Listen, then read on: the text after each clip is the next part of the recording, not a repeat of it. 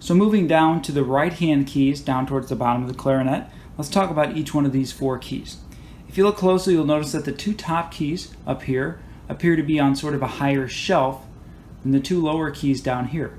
So we're going to refer to these keys as top shelf keys and these as bottom shelf keys. So let's start with the top shelf top key, the one that's closer to us. We call that E flat. So when we press that key down, it creates an E flat.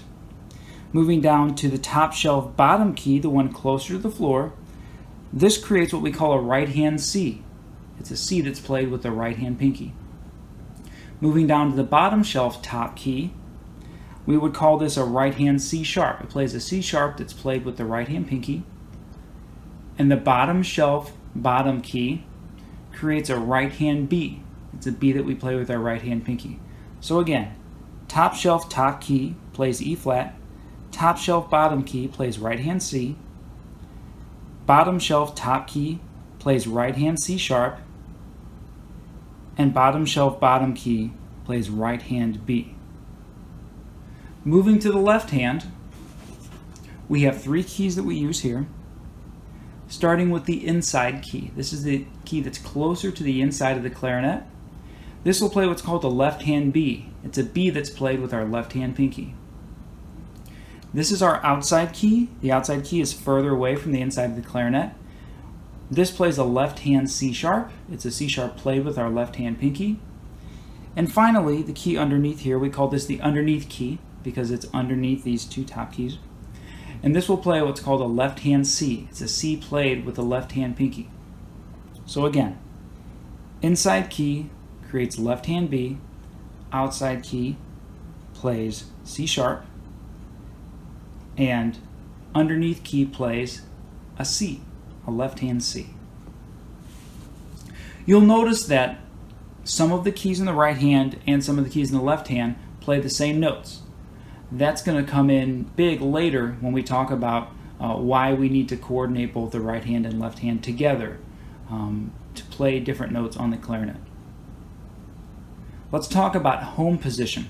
Home position is where your fingers or your pinkies should be when you're not using your pinky keys. It's sort of the default position.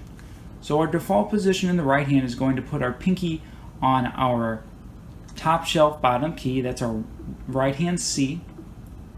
And our home position puts our left hand on the inside key, which creates our left hand B. So again, home position is right hand C, left hand B. Top shelf bottom key, inside key. This is where your finger should rest even if you're not using your pinky keys. Again, like a default position. When you're playing different notes in the clarinet with the register key, you should always put a preference on using your home keys. These are the easiest keys to get to since your fingers are already there. But say, for example, you need to play a C followed by a C sharp. You can't use both your right hand pinky on the C and your right hand pinky on the C sharp.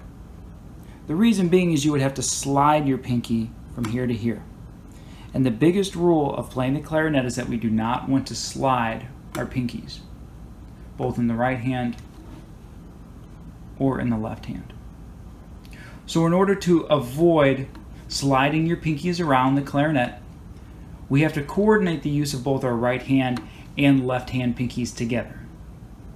So let's see a couple examples of how to coordinate both our right hand and left hand pinkies. First, let's start with our C scale. We're going to go up the clarinet starting on C, D, E, F, G, A.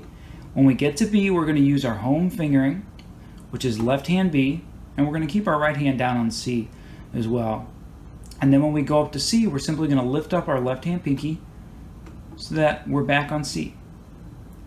So again, C, D, E, F, G, A, B, top shelf bottom key plus inside key, C. We're going to lift up our inside key in our left hand. So that's our C scale. The next scale we're going to talk about is a little trickier. It's our D scale. We're going to start on D, go to E, F sharp, G, A. Now, if we use left hand B, that's our home B, we're going to have to move up to C sharp with the right hand. So we're going to find that bottom shelf top key C sharp, which is up here, and we're going to press that with our pinky. So again, we're back on our normal home B, followed by bottom shelf top key, that's our right hand C sharp, and finish it out with D. So again, D, E, F sharp, G, A, left hand B, right hand C sharp, and finally D. So that's our D scale using our right hand C sharp, which is bottom shelf top key. Our next scale is a little bit trickier as well, and it's our E scale. So we're going to start E, F sharp, G sharp, A. Now if we used our home B followed by our right hand C sharp, we would run into an issue. My right hand pinky is on C sharp, but somehow I need to get up to D sharp, which, as we know, the only fingering that we have for D sharp is in the right hand. There's no D sharp in the left hand. So we can't slide our pinkies up like this. Sliding up is a big no-no, plus it would be very difficult to do. So what we have to do is go in reverse and change the way that we play our notes. So let's start from the bottom again. E, F sharp, G sharp, A. So now we're going to have to switch. We're going to have to use our right hand B, which is down here, bottom shelf, bottom key. So here's the right hand B, followed by a left hand C sharp, which is on our outside key out here. And what that does is that frees up my right hand pinky to move over to my D sharp key, which is on top shelf, top key. So again, we have to use a right hand B, a left hand C sharp, and a right hand D sharp. So let's do that scale one more time. E, F sharp, G sharp, A, right hand B, left hand C sharp, right hand D sharp, followed by E to finish out that scale. And that's our E scale.